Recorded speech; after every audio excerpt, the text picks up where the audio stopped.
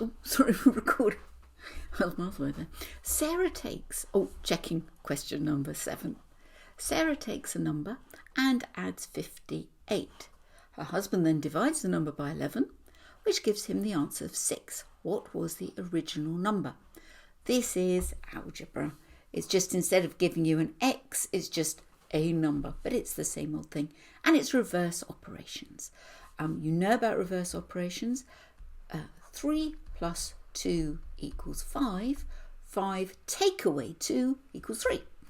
3 times 2 equals 6. 6 divide by 2 equals 3. So you understand the concept. It's now just a question of using written workings and, written workings. So Sarah takes a number. We're going to call it question mark because I can't be bothered to think of a letter, and adds 58.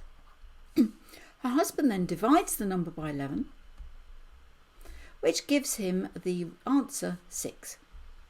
So divide by, that's not very good, is it?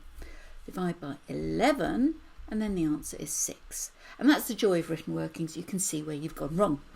So it's reverse operations.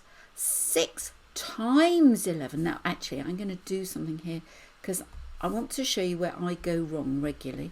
I forget to change the symbols.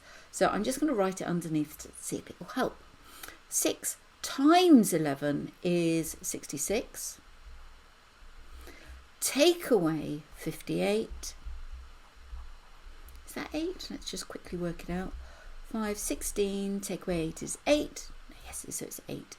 And now, when we're checking, what we do is we go 8 plus 58 is 2 to 6 is 66, divided by 11 does equal 6. So our answer is 8.